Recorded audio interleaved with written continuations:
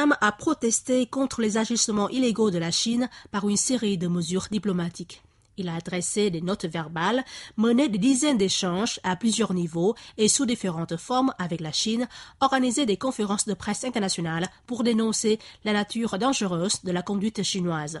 Néanmoins, en dépit des efforts diplomatiques et de la bonne volonté du Vietnam, en dépit de l'opinion internationale, la Chine n'a pas cessé ses activités illégales, loin s'en faut. Elle a eu des réactions négatives, proféré des allégations calomnieuses, défiguré la vérité et imputé la faute au Vietnam. Plus grave encore, elle a accentué la tension sur le terrain en étendant la zone d'opération de sa plateforme sur le plateau continental du Vietnam et en déployant illicitement un bon nombre de bateaux d'escorte de toutes sortes dans les eaux vietnamiennes. Ces navires, dont le nombre s'élève parfois à 140, comprennent des frégates lance-missiles, des destroyers lance-missiles, des patrouilleurs d'attaque rapide, des bâtiments de transport et de débarquement. Ils ont délibérément encerclé, attaqué, abordé les bateaux civils du Vietnam, tiré des canons à eau sur ces derniers qui opéraient pourtant dans les zones maritimes relevant des droits souverains et de juridiction du Vietnam. Plusieurs agents de surveillance des ressources halieutiques du Vietnam ont été blessés, plusieurs bateaux des services vietnamiens chargés de faire appliquer la loi endommagés. Plus sérieusement, les bateaux chinois ont fait couler le bateau de pêche vietnamien DNA 90 125 en opération normale dans la zone économique exclusive du Vietnam à 17 000 marins de la plateforme Hayang Shiu 981. La communauté internationale, de nombreux États et organisations internationales ont élevé la voix pour critiquer les actes indus de la Chine, pointant du doigt ses ambitions de contrôler la mer orientale par le biais de la concrétisation de sa langue de bœuf.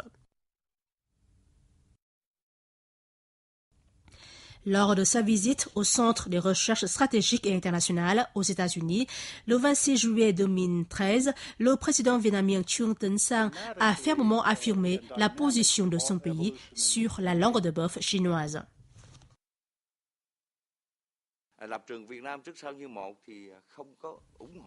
La position du Vietnam est cohérente, c'est de ne pas accepter la langue de bœuf, de la contester. Celle-ci n'est basée sur aucune disposition du droit international. Nous avons minutieusement examiné cette question. Vous êtes un centre de recherche important des États-Unis et du monde, nous espérons obtenir votre aide. Franchement, nous avons plus ou moins des connaissances du droit interne et du droit international, mais nous ne voyons pas les bases juridiques de cette ligne absurde.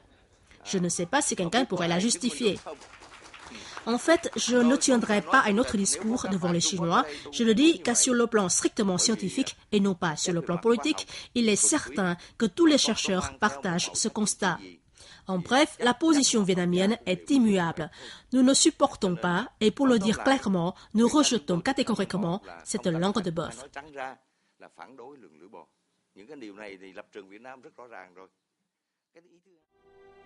Dessin absurde, équivoque, dépourvu de tout fondement juridique, la langue de bœuf est une revendication extrêmement insensée en mer de Chine méridionale, critiquée par la communauté internationale.